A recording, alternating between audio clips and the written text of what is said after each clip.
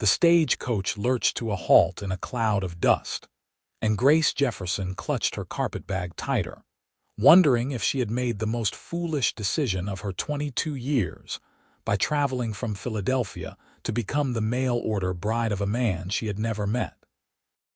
She stepped down onto the hard-packed earth of Gunnison, Colorado, squinting against the late afternoon sun of August 1878, and scanned the handful of weathered buildings that comprised the town's main street.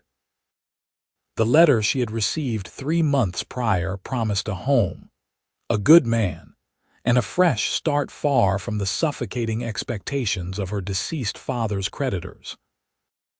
What she found instead was a tall, lean cowboy with sun-darkened skin and nervous eyes the color of creek water in winter, holding his hat against his chest like a shield. "Miss Jefferson." His voice carried a rough warmth that made something flutter in her chest, despite her exhaustion from the 3-week journey. "I'm Caleb Turner." Grace smoothed her traveling dress, suddenly conscious of the dust coating every inch of her clothing and the loose strands of honey-colored hair escaping her pins. "Mr. Turner, it is a relief to finally arrive." Caleb shifted his weight, and she noticed the way his jaw worked as though chewing words he could not quite spit out. The silence stretched between them while other passengers collected their belongings and dispersed into the small town. Finally, he cleared his throat and gestured toward a wagon hitched to 2 sturdy horses. "I should explain something before we head out to the property," he said, not quite meeting her eyes. "Things are not exactly as I described in my letters." A cold finger of dread traced down her spine, but Grace lifted her chin.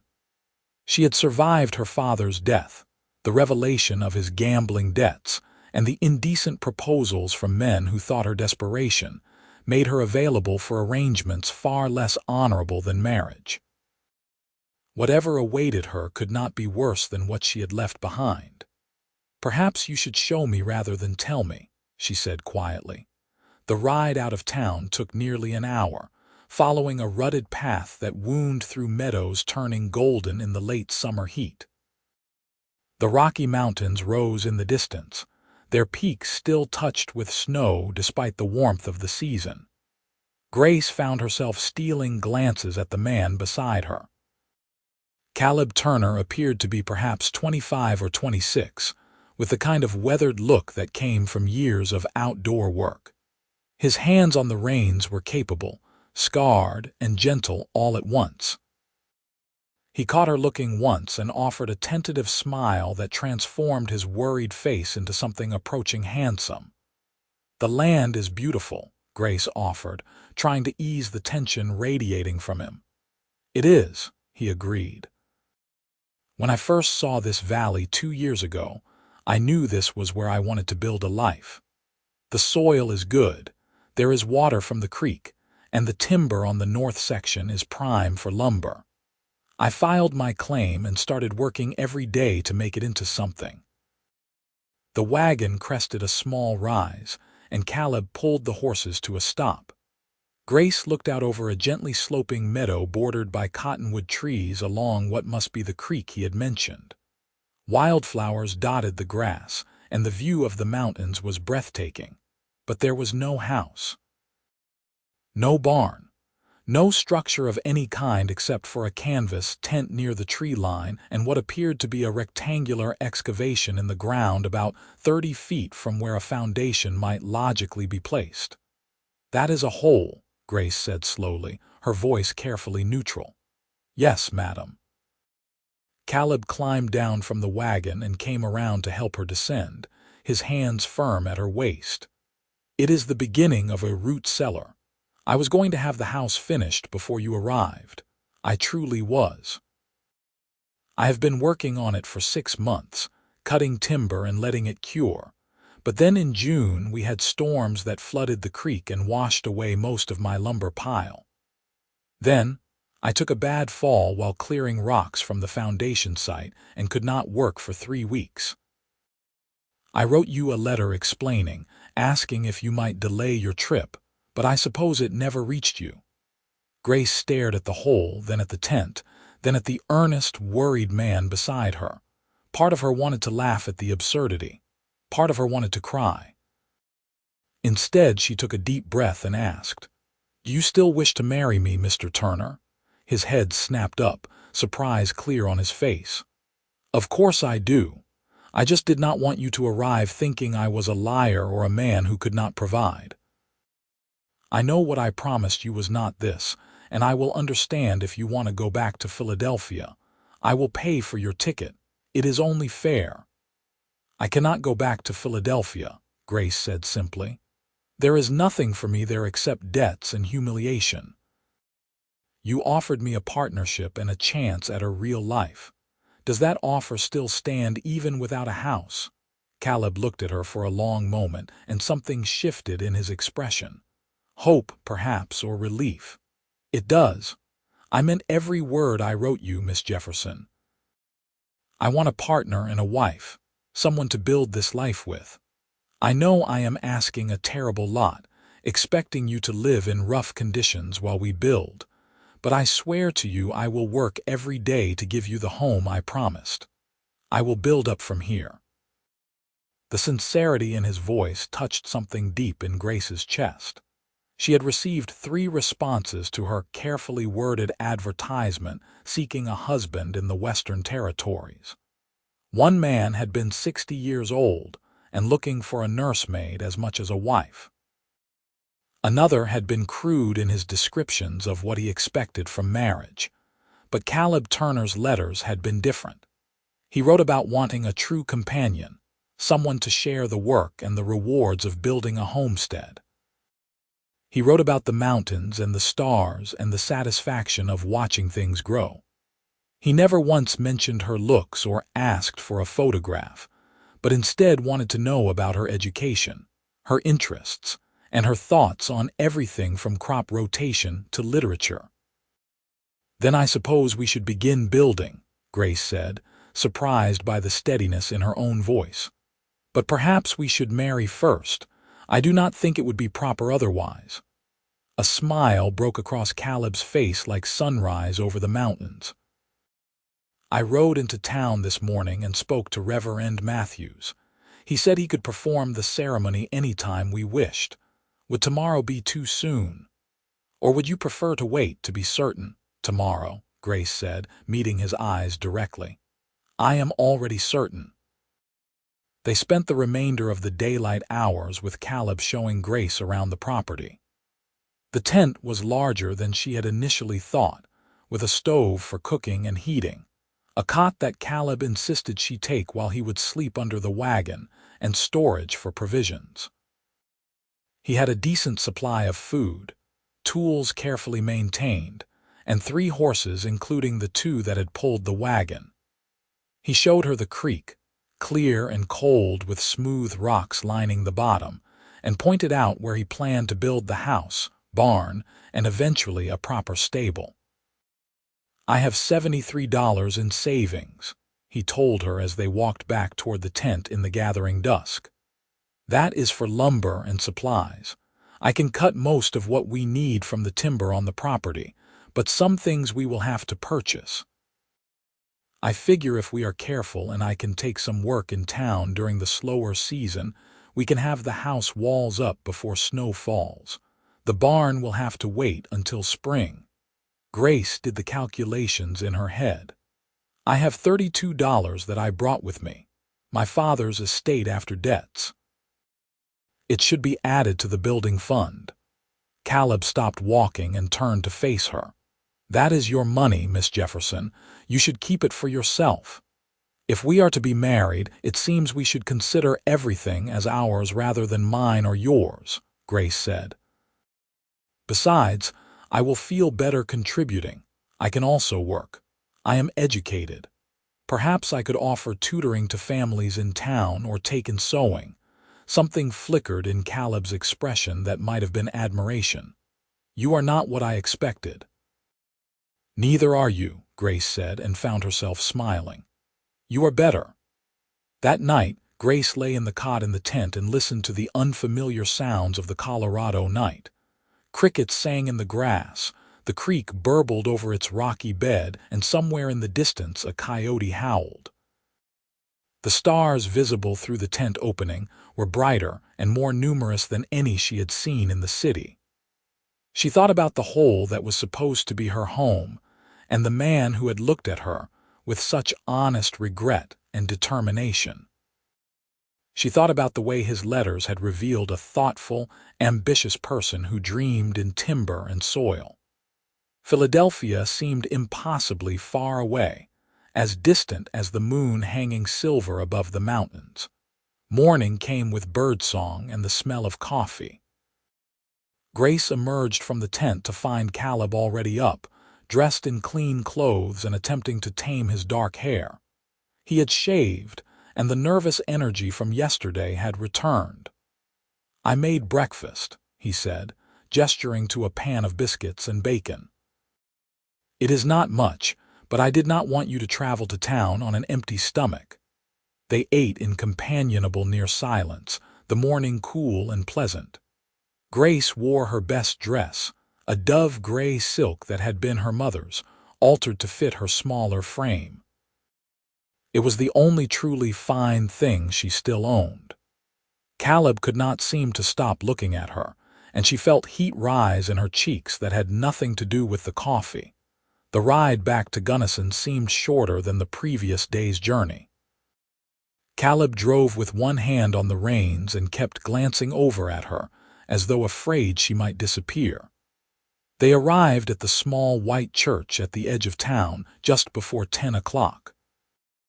Reverend Matthews was a kind-faced man with silver hair who asked them inside and had his wife serve as witness along with the blacksmith from next door. "Do you, Caleb James Turner, take this woman to be your lawfully wedded wife?" The Reverend's voice was solemn in the small sanctuary. "I do." Caleb's voice was firm, his hand steady as it held hers. "And do you, Grace Elizabeth Jefferson, take this man to be your lawfully wedded husband?" Grace looked into Caleb's Winter Creek eyes and thought about holes in the ground and tents and promises made by firelight. "I do." The ring Caleb slipped onto her finger was simple silver, but it fit perfectly. When he kissed her at the Reverend's instruction, it was brief and gentle, the kiss of a man mindful of her comfort. But there was warmth in it and promise. They purchased supplies in town after the ceremony. Grace bought fabric for curtains and practical dresses, thread, needles, and a packet of seeds for a winter garden. Caleb purchased nails, more lumber than could fit in the wagon, which the merchant promised to deliver, and a bottle of wine that made him blush when the shopkeeper winked. "For celebrating," Caleb muttered as they loaded the wagon. On the ride back to the property that was now legally theirs together, Grace felt the reality of what she had done settle over her. She was married to a man she had known for less than 2 days. She would be living in a tent on wild land with winter approaching and no guarantee of success. By every reasonable measure, she should be terrified. Instead, she felt something close to excitement. "Tell me about your family," she said as they drove. "Your letters mentioned a brother." Caleb's expression softened. "Daniel. He is 3 years younger than me, living in Kansas with his wife and 2 children. Our parents both passed of fever 5 years ago within a week of each other. Daniel wanted to keep farming their land, but I wanted something of my own. We write when we can. He thinks I am crazy for trying to homestead in Colorado, but he would say the same about anything that was not his exact plan. Are you close? We are. I miss him, truth be told, miss his kids. They would be 5 and 3 now. I have not seen them since last year." He was quiet for a moment. "What about your family?" Grace watched the mountains grow larger as they approached. "My mother died when I was 16. A lung ailment. My father was a banker, or pretended to be. After he died last year, I discovered he had been gambling away more than he earned for some time. The house, the furniture, everything was sold to pay what could be paid. I stayed with my aunt for a few months, but she made it clear I was a burden. That is when I decided to look west. I am sorry, Caleb said quietly, for your losses. I am too. But perhaps losses can lead to something better. My mother used to say that every ending is also a beginning. That is a good way to see things. They spent the afternoon beginning the real work of building. Caleb had already dug and lined the root cellar, so they turned their attention to the house foundation. Grace insisted on helping despite Caleb's protests that it was too hard for a woman. I am stronger than I look, she said, hefting a stone that made him blink in surprise. And if this is to be our home, I want to help build it. They worked until the sun began to set, the physical labor satisfying in a way Grace had never experienced. Her hands would certainly blister, and her muscles ached in places she had not known she possessed muscles. But there was pride in seeing the foundation taking shape, stone by stone. That night, Caleb cooked dinner over the fire while Grace attempted to organize their combined possessions in the tent. He had been true to his word about sleeping under the wagon, but Grace found herself troubled by the arrangement. It seems wrong that you should sleep outside when you have been working yourself to exhaustion, she said as they ate. Caleb looked uncomfortable. I want you to feel safe and comfortable, Grace. I know this marriage is not conventional, and I do not want you to feel pressured. I appreciate that. But we are married, Caleb, properly married, and I think we should treat this as a real marriage in all ways, not just legally. She felt her cheeks heat but forced herself to continue. Unless you do not wish to. The look he gave her was intense enough to make her breath catch. I wish to. I have been wishing to since I saw you step off that stage coach, but I want you to be sure. I am sure. The tent was dark except for the glow of the lamp when they finally settled onto the cot together. It was narrow, forcing them close, and Grace could feel the warmth of Caleb's body along the length of hers. Her heart pounded so hard she was certain he could hear it. I should tell you that I have not done this before, she whispered into the darkness. Neither have I, Caleb admitted, and she heard the smile in his voice. I suppose we will figure it out together. And they did, with gentle touches and whispered words and moments of awkwardness that gave way to something tender and surprisingly right. Afterward, lying tangled together in the narrow cot with Caleb's arm around her waist, Grace felt tears slip down her cheeks. Did I hurt you? Caleb asked, immediately concerned. No, I am just happy. I did not expect to be happy. He pulled her closer and pressed a kiss to her temple. Neither did I, but I am. The days that followed fell into a rhythm. They rose with the sun and worked on the house until the heat of midday drove them to rest. Then they worked again until dusk. Caleb proved to be a patient teacher, showing Grace how to properly stack stones, how to mix mortar, how to notch logs for joining. She learned which trees were best for what purpose, how to read the weather in the clouds over the mountains, how to coax stubborn fires to life when the wood was damp. In the evenings, they talked.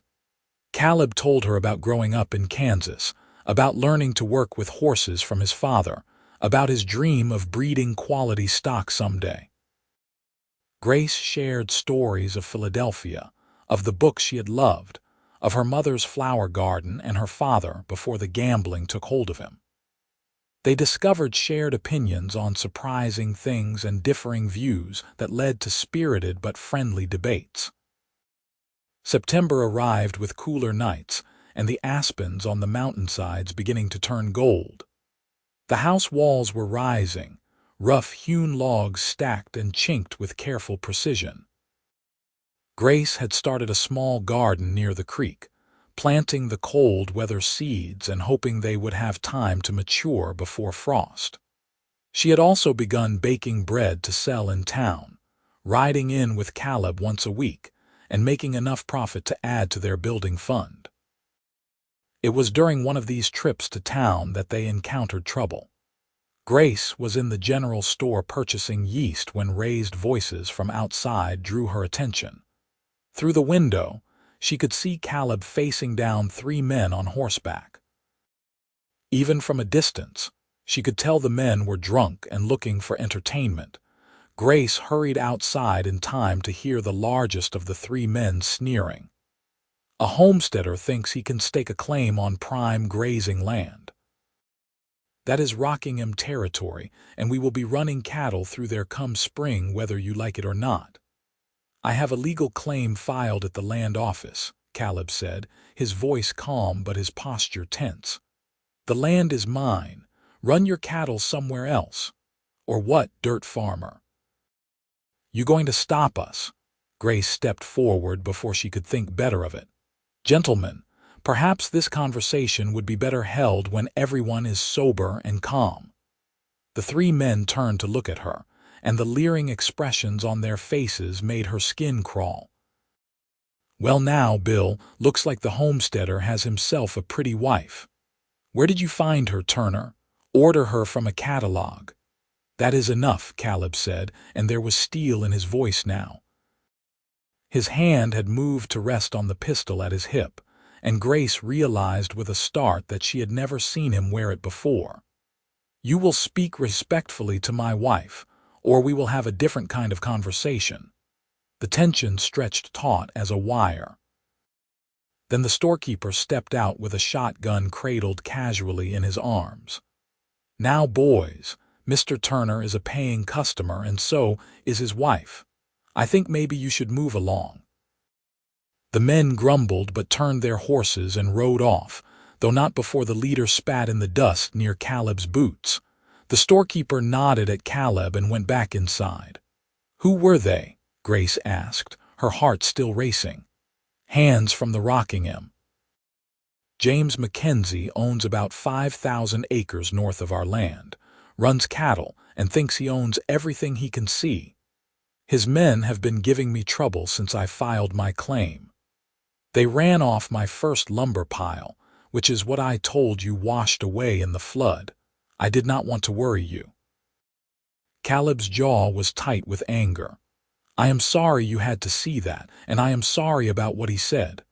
About the mail-order bride comment, it is true enough." Grace took his arm. "But it does not matter how we found each other, only that we did." They rode home in tense silence. Grace could see that Caleb was troubled, his eyes constantly scanning the horizon. When they reached their property, he spent an hour riding the boundaries before returning to where she had started preparing dinner.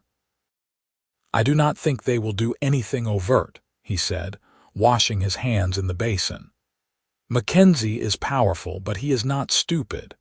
As long as we have a legal claim, he cannot just run us off, but we need to be careful." The incident cast a shadow over the following weeks, but they continued to work.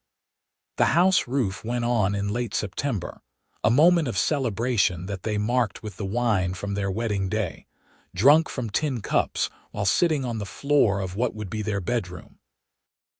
The walls still needed chinking for winter, and there were no interior doors yet, but it felt like a palace after months in the tent. "We did it," Grace said, looking up at the solid beams above them. "We actually built a house. We did." Caleb pulled her close, his lips finding hers in a kiss that had become familiar but no less affecting. "I could not have done this without you, Grace. You know that, do not you? We are partners," she said simply.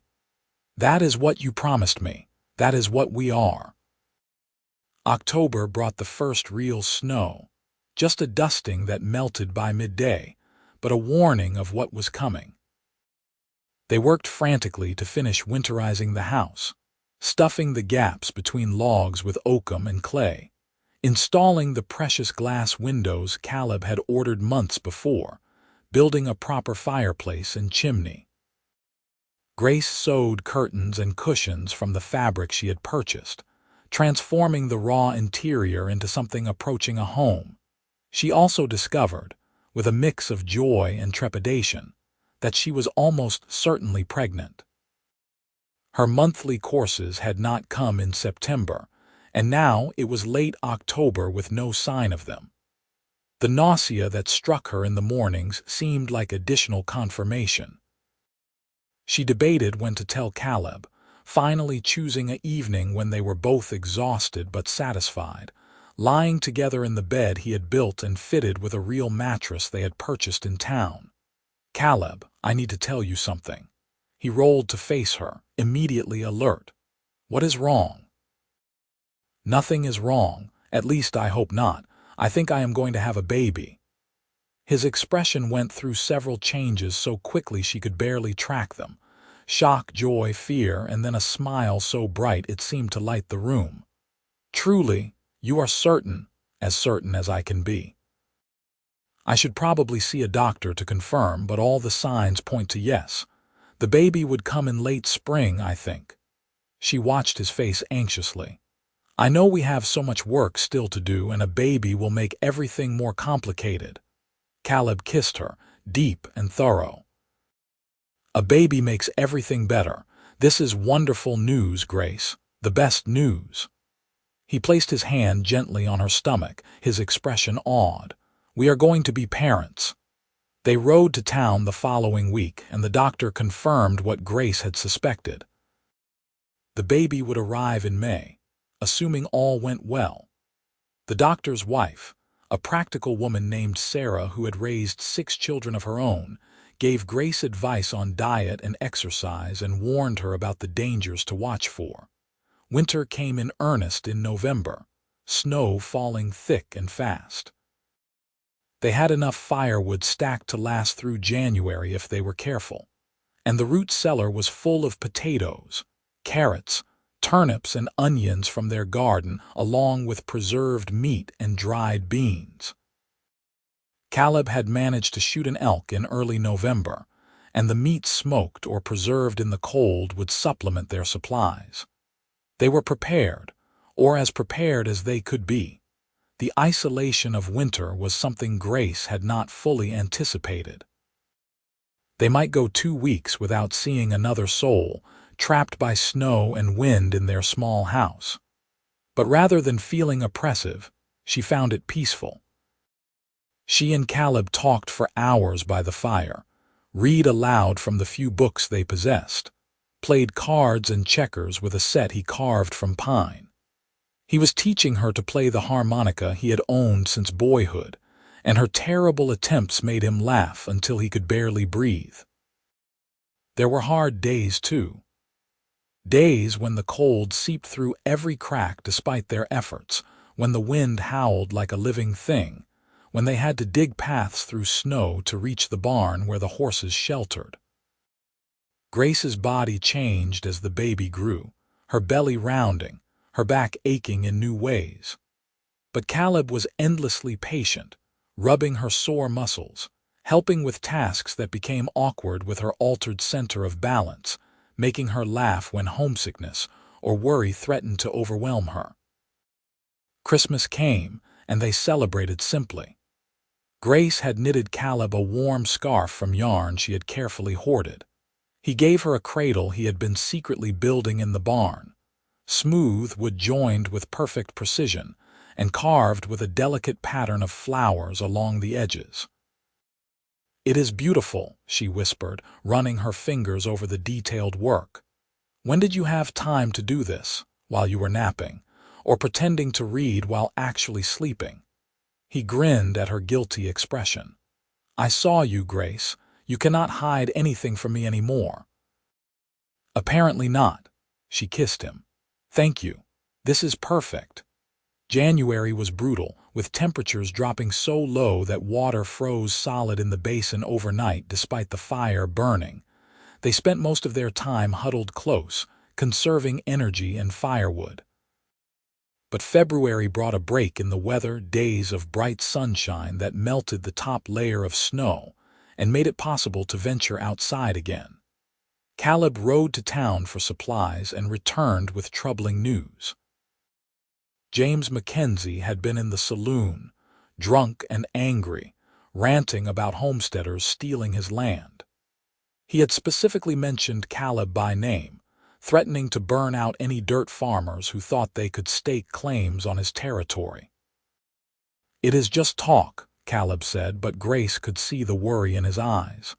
"The sheriff knows about it. He said he would keep an eye on the situation. Do you think we are in danger?" "I think Mackenzie is angry that the open range is closing, that men like me are claiming land that he always treated as his own. But I do not think he is stupid enough to actually do anything. Still, we should be careful." March arrived with muddy ground and the first hints of green pushing through old snow. Grace was large now, her belly prominent, movement becoming difficult. But spring fever drove her outside whenever the weather allowed, desperate to feel sun on her face after the long winter.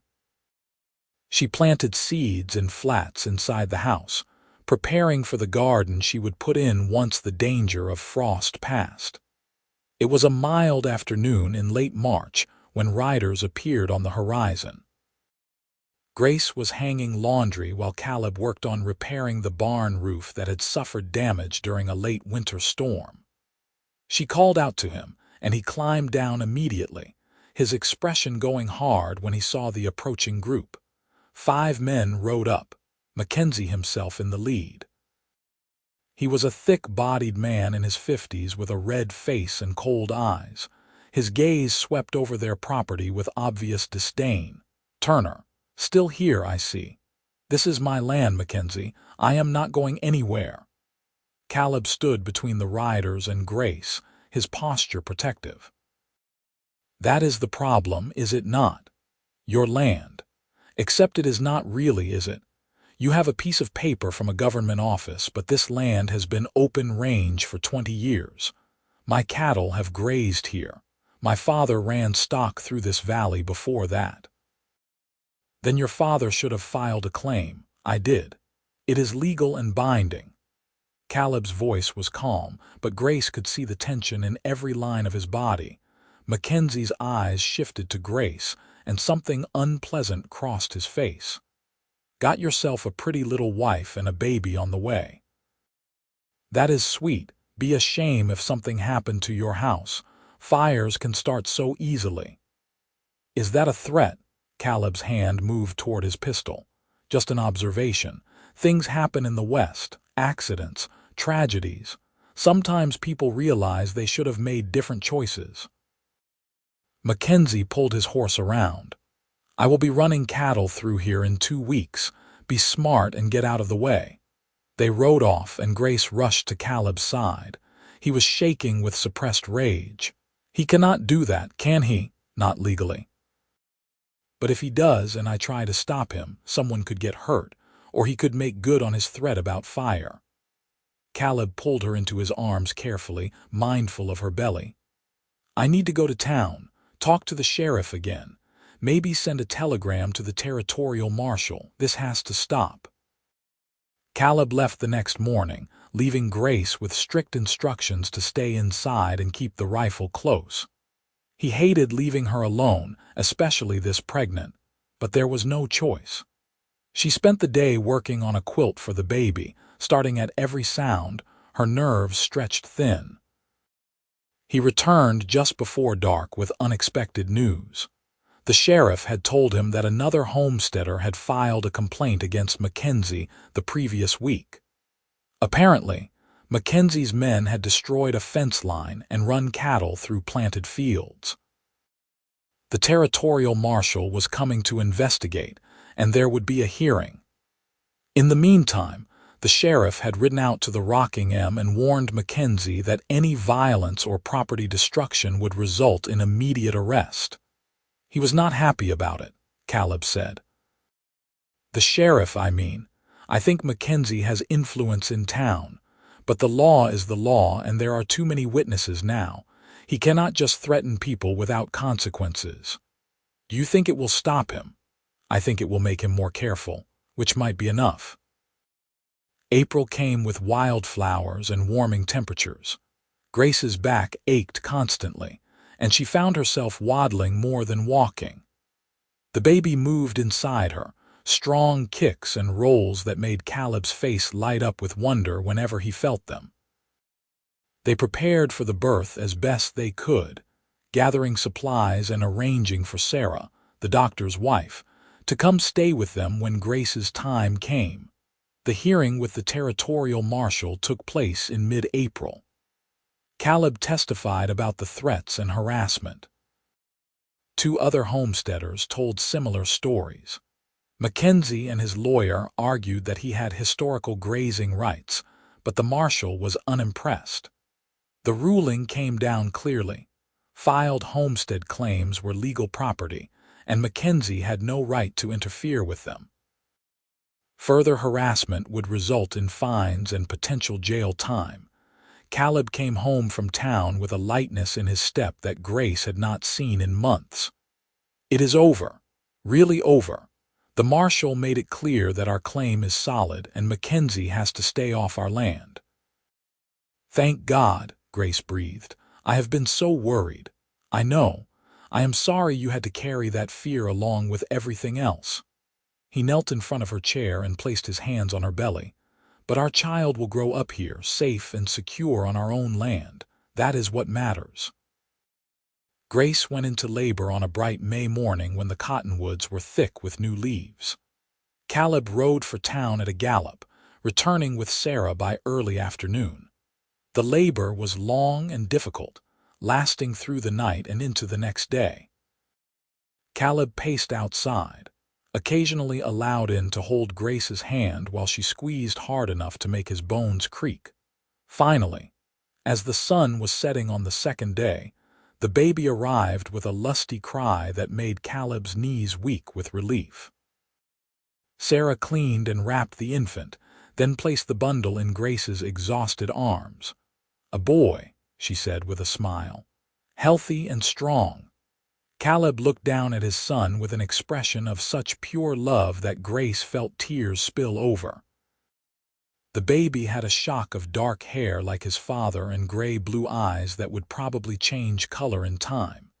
His tiny fist waved in the air, and Caleb offered a finger that was immediately grasped with surprising strength.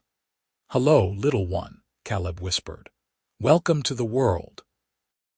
They named him Thomas, after Grace's father despite his flaws, because she remembered the good man he had been before gambling destroyed him.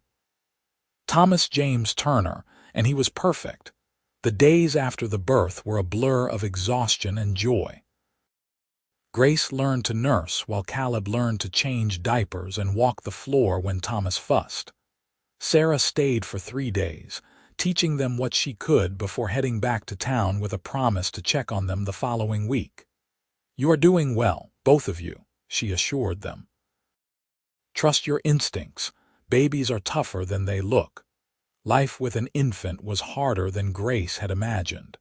Thomas seemed to need constant attention, crying for reasons they could not always decipher. But he also brought moments of incredible sweetness. The way he would quiet to the sound of Caleb's voice, the soft weight of him sleeping on Grace's chest, the miracle of watching him discover his own hands. Summer arrived, and with it came the real work of running a homestead. Caleb plowed fields and planted crops while Grace managed the garden and the house and the baby. It was exhausting, but they had help from unexpected quarters.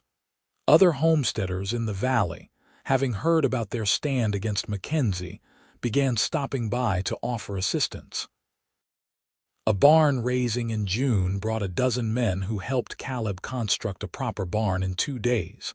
Their wives brought food and cooed over Thomas and shared advice with Grace. "We have to stick together," one woman told her. "That is how we survive out here, by helping each other." Grace found herself becoming part of a community she had not known existed. There were other mail-order brides, women who had come west seeking new lives just as she had. They shared stories and support, forming friendships that eased the isolation of homestead life. By August, 1 year after Grace had arrived to find nothing but a hole in the ground, the Turner homestead was thriving. The house had been expanded with a second bedroom. The barn housed 4 horses and 2 milk cows. Fields of wheat and oats rippled gold in the sun. The garden overflowed with vegetables. And Thomas, now 3 months old, was growing strong and healthy.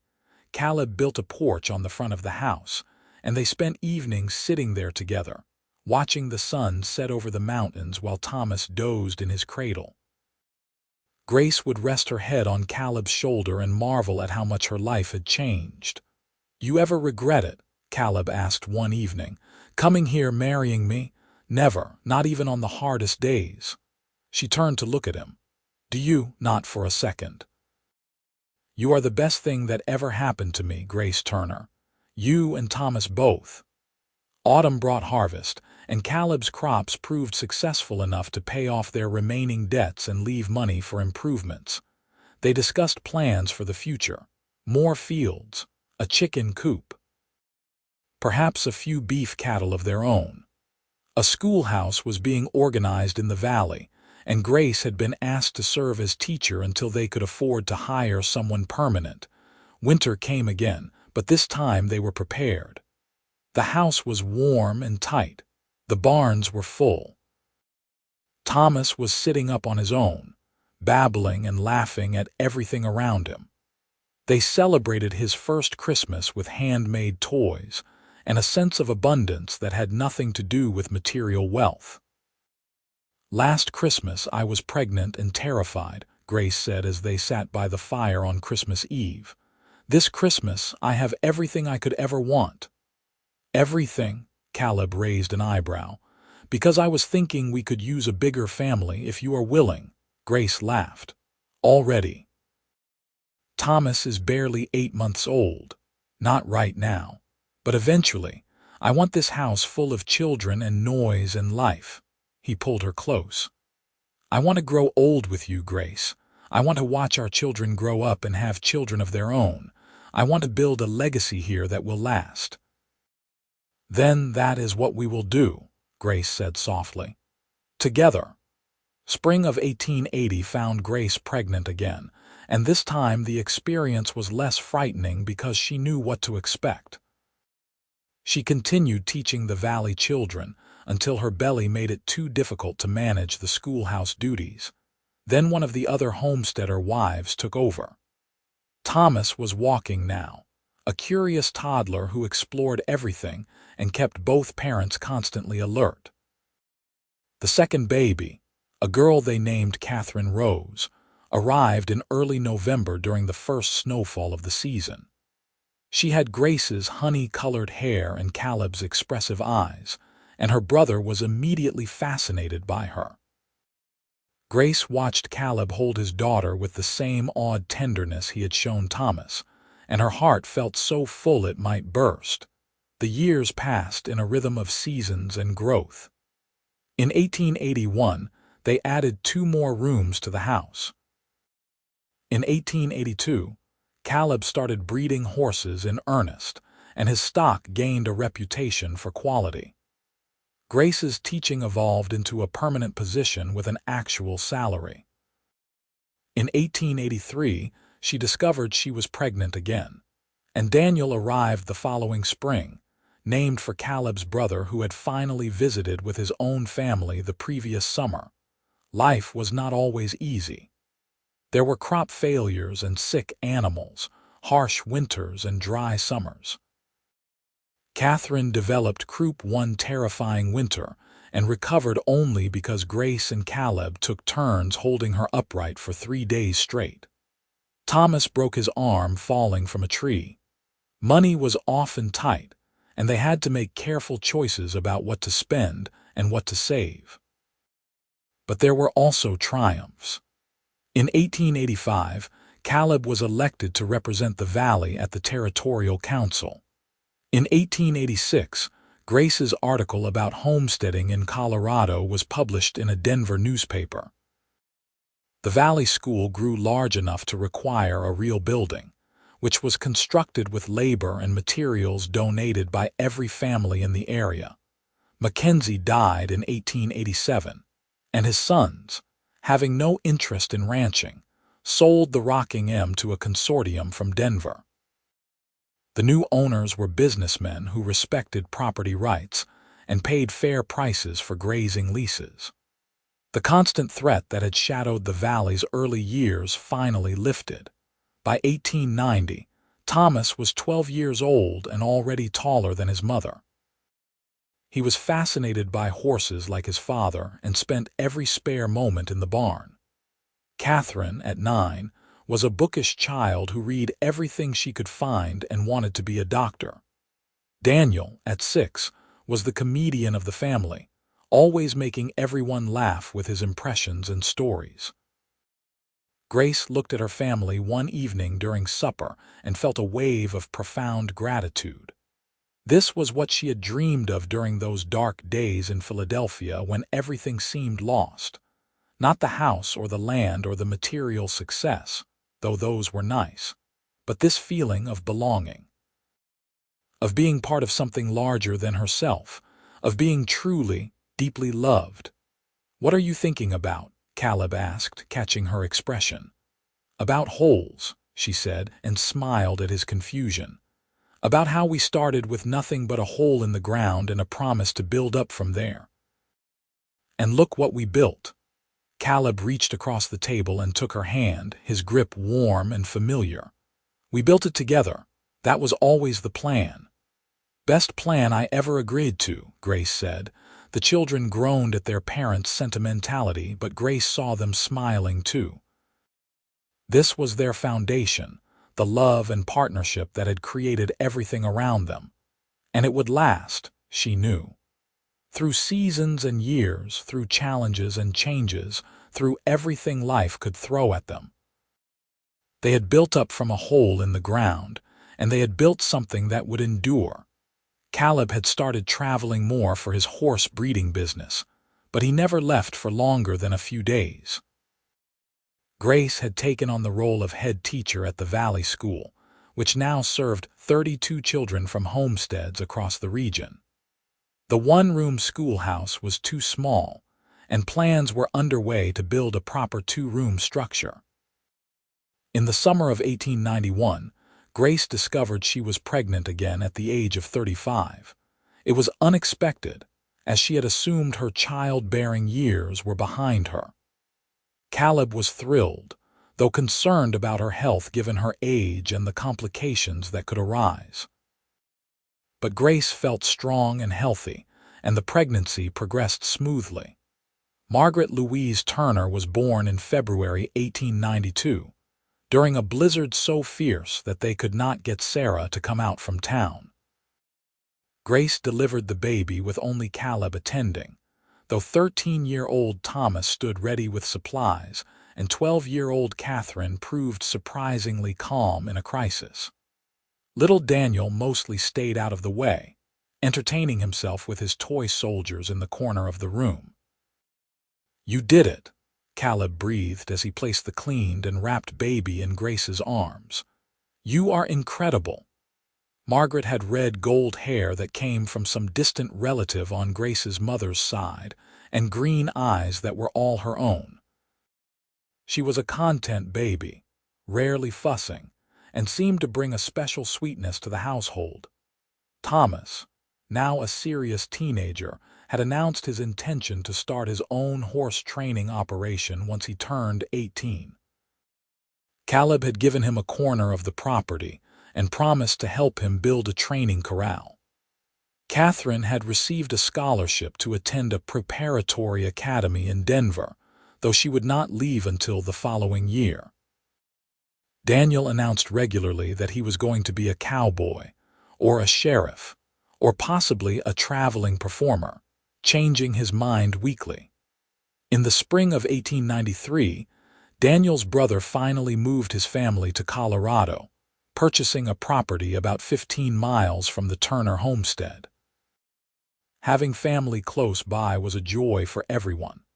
The cousins became close friends, and the two families shared Sunday dinners and holidays. Daniel's wife Emma and Grace formed a strong friendship, spending hours discussing everything from recipes to politics. The valley itself was changing. What had been a handful of isolated homesteads in 1878 was now a thriving community with over 50 families. Gunnison was growing too, with new businesses opening regularly. There was talk of bringing a railroad spur to the area, which would open up new markets for the agricultural products the homesteaders produced. Caleb's horse operation had grown successful enough that he was able to hire 2 young men to help with the training and care of the animals.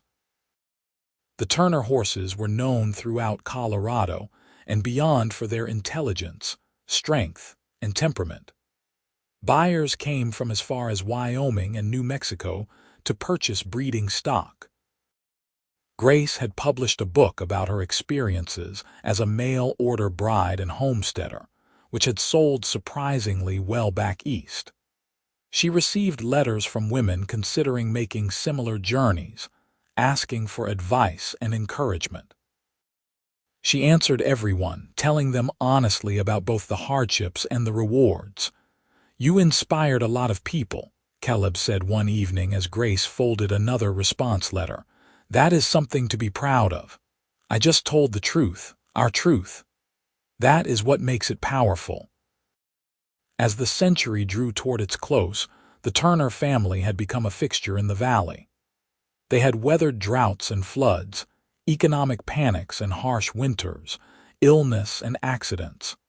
They had also celebrated weddings and births, successful harvests and community achievements. In 1895, Thomas married a young woman named Anna who had moved to the valley with her parents 3 years prior.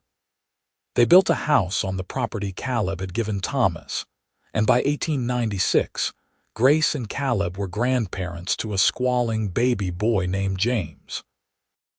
The experience of holding her grandson made Grace reflect on how far she had come from the frightened young woman who had stepped off the stagecoach 17 years earlier. Catherine graduated from her academy and shocked everyone by announcing she had been accepted to medical school in Chicago. It was almost unheard of for women to become doctors, but Catherine was determined. She left in the fall of 1896 with her family's full support and a trunk full of supplies. "Write to us," Grace told her at the station, trying not to cry. "Tell us everything." "I will, Mama. And I will come home for Christmas. I promise." Daniel, now 14 and starting to fill out with the promise of his father's height, had settled on wanting to be a veterinarian. He followed Caleb everywhere, learning everything he could about animal care. He was particularly good with horses, having an almost instinctive understanding of their behavior. Little Margaret, at 4 years old, was a bright, curious child who constantly asked questions about everything she saw. She had already learned her letters and numbers and was eager to start attending school.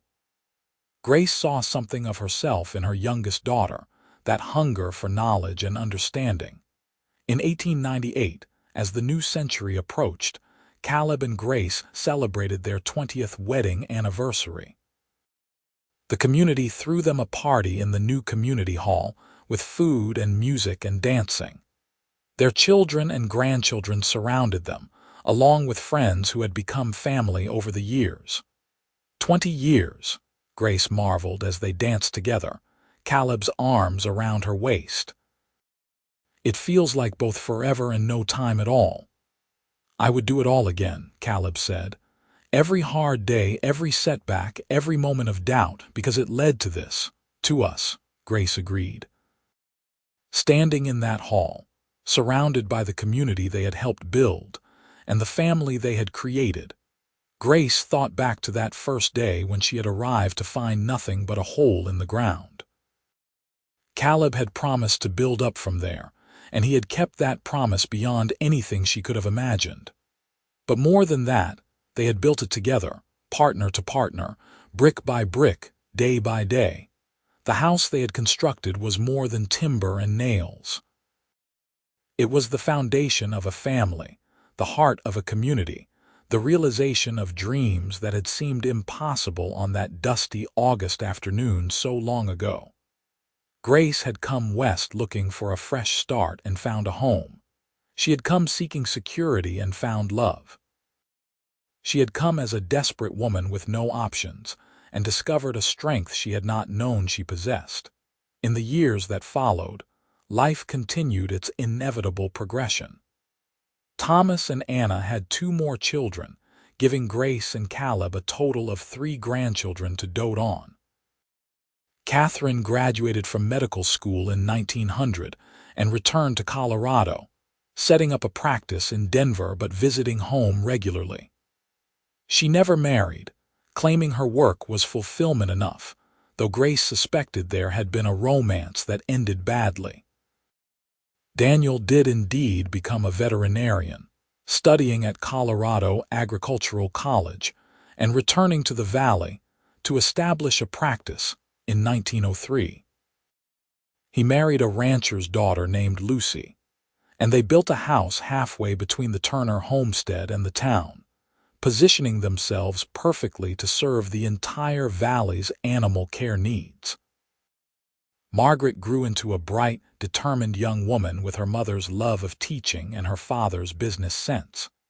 She started her own school for younger children, focusing on early education in ways that were considered progressive at the time. She married a schoolteacher from Denver in 1908, and they settled in the valley, adding to the growing Turner presence in the region. By 1910, Caleb and Grace were in their early 50s, still healthy and active, but starting to feel the weight of years spent in physical labor. They had handed over most of the daily horse operations to Thomas, who had expanded the business significantly. Grace still taught occasionally, but had stepped back from full-time work to focus on her writing and her ever-growing collection of grandchildren. They had 7 grandchildren now, ranging in age from 14 to 2 years old, and the house that had once seemed so large now regularly overflowed with family dinners and holiday celebrations. Grace loved every noisy, chaotic moment of it. One evening in late summer, as they sat on the porch watching the sun set over mountains that were as familiar as old friends, Caleb took Grace's hand and said, "Do you remember that first night, when I told you I would build up from here?" "Of course I remember. I think about it often. I could not have known then what we would build together. The family, the community, all of it. It is so much more than I ever dreamed." Grace squeezed his hand. "We made a good team, the best team." He was quiet for a moment. "Thank you, Grace, for taking a chance on a cowboy with nothing but a hole in the ground and a promise. Thank you for being worth the chance." They sat in companionable silence as the sky turned from gold to pink to deep purple. Somewhere in the barn, horses nickered softly. In the house behind them, they could hear Margaret helping get her youngest ready for bed, singing a lullaby that Grace had once sung to her. The creek burbled its eternal song, and the mountains stood sentinel over the valley they called home. The hole in the ground was long gone, filled in and built over decades ago. In its place stood a legacy of love, hard work, and partnership that would endure for generations. Grace and Caleb had taken nothing and created everything that mattered. They had built a life, a family, and a future from dirt and dreams and determination. And as Grace sat there in the gathering dusk, Caleb's hand warm in hers, she knew with absolute certainty that she would not change a single thing. Every hardship had been worth it. Every challenge had made them stronger. Every moment of doubt had been overcome by hope and love and simple, stubborn refusal to give up.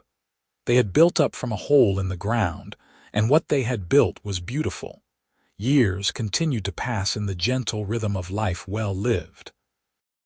In 1912, Colorado became a state where women could vote, and Grace cast her ballot with pride, thinking of all the women who had fought for that right. Catherine ran for a position on the Denver City Health Board and won, becoming one of the first female officials in the state. Daniel's veterinary practice had expanded to serve 3 counties, and he had taken on 2 apprentices. Thomas's horse breeding operation was now one of the most respected in the West, shipping animals as far as California. Margaret and her husband had 4 children, all being raised with the same values of hard work and education that Grace had instilled in her own children. The youngest of Margaret's children, a bright-eyed girl named Grace after her grandmother, showed particular promise as a student and already talked about becoming a teacher like her grandmother and mother. In 1915, Caleb and Grace celebrated their 37th wedding anniversary quietly at home. Their children threw them a party the following weekend, but on the actual day, they chose to spend it alone, walking the property together and remembering. "That is where the tent used to be," Caleb said, pointing to a spot now occupied by a storage shed. "Do you remember how small it was? How we could barely fit the 2 of us? I remember thinking it was the strangest honeymoon anyone ever had," Grace said with a laugh. "But also how happy I was, even sleeping on that narrow cot. You never complained, not once, even when you had every right to." "What was there to complain about? I had everything I needed." They walked to the spot where the original hole had been, now covered by the expanded kitchen of the main house. Grace could still picture it clearly in her mind, that rectangular excavation that had represented both crushing disappointment and boundless possibility. "I was so terrified you would get back on the stagecoach and leave," Caleb admitted. "When you stepped down and saw there was no house, I thought my heart would stop.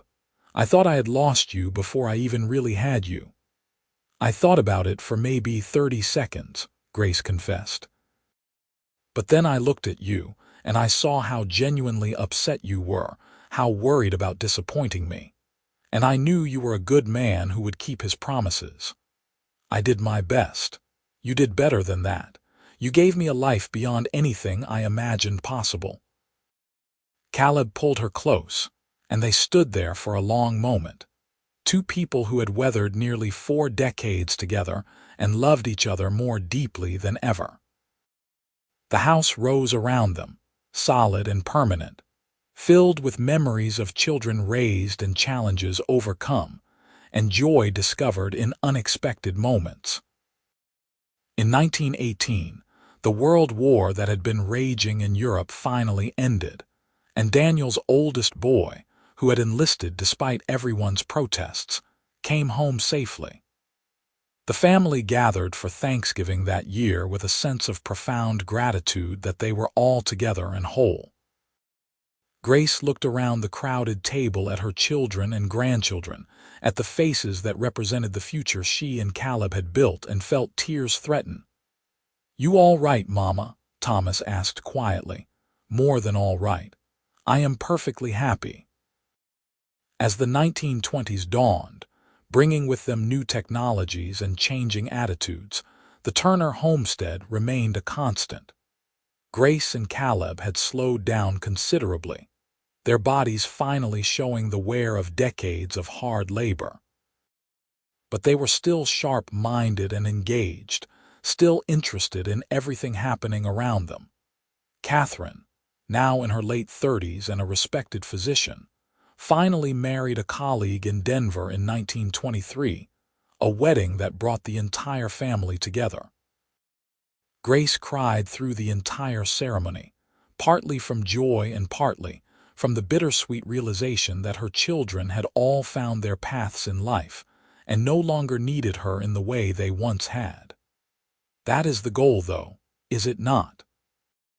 Caleb said that evening as they prepared for bed in the hotel room they had rented in Denver. "To raise them to be independent and capable, I know. But that does not make it any less strange to see them all grown. We have grandchildren to spoil now. And maybe great-grandchildren before too long." Indeed, Thomas's oldest son married in 1924, and by 1925, Grace and Caleb were great-grandparents to twin boys. Holding those babies, Grace marveled at the continuation of life, the way each generation built upon the foundation of those who came before. In 1928, Caleb fell ill with pneumonia. At 75 years old, his recovery was slow and incomplete. He never quite regained his full strength, and Grace found herself in the unexpected role of primary caretaker. She did not mind. After everything he had done for her, caring for him felt like the most natural thing in the world. They spent quiet days together, Caleb resting while Grace read aloud or simply sat beside him, holding his hand. Sometimes they talked about the past, remembering the early days when everything was new and uncertain. Sometimes they talked about the present, discussing the accomplishments of their children and grandchildren. Sometimes they did not talk at all, content simply to be together. "I have had a good life," Caleb said one afternoon in early spring of 1929. "Better than I ever deserved." "You deserved every bit of happiness you got," Grace said firmly. "You are a good man, Caleb Turner, the best man I have ever known. I am glad you took a chance on me, on a cowboy with nothing but a hole and a promise. Best decision I ever made." Caleb passed away peacefully in his sleep on a warm May night, with Grace beside him and their children summoned in time to say goodbye. He was 76 years old and had lived to see his homestead become a thriving family compound, his horses known throughout the West, and his children and grandchildren successful and happy. The funeral drew people from across Colorado and beyond. The Valley Church was packed with homesteaders and ranchers, old friends and business associates, people whose lives had been touched by Caleb Turner's integrity and kindness. Thomas delivered the eulogy, his voice breaking as he talked about his father's strength, vision, and love. Grace stood straight and dry-eyed through the service, saving her tears for private moments. She knew Caleb would not want her to fall apart publicly. But that night, alone in the house they had built together, she wept for the loss of her partner, her love, her best friend. The months that followed were difficult. Grace had never lived alone, having gone from her father's house to marriage without pause. The silence of the empty house was oppressive. Her children wanted her to move in with one of them, but Grace refused. This house was her home, filled with memories of Caleb and their life together. Leaving it would feel like losing him all over again. She found solace in her grandchildren and great-grandchildren, in the community that had grown up around the homestead, in her writing and her garden. Slowly, she learned to be alone without being lonely. She discovered strength she had not known she still possessed. In 1931, at the age of 75, Grace published her final book, a memoir about building a life in the West with Caleb. It became her most successful work, serialized in a national magazine and ultimately selling thousands of copies. Letters poured in from readers, especially women who found inspiration in her story of courage and love. "You have given people hope," Catherine told her during a visit. In these hard times, they need stories about people who built something from nothing and succeeded. The Great Depression had hit the country hard, but the Valley's agricultural base and strong community networks helped people survive.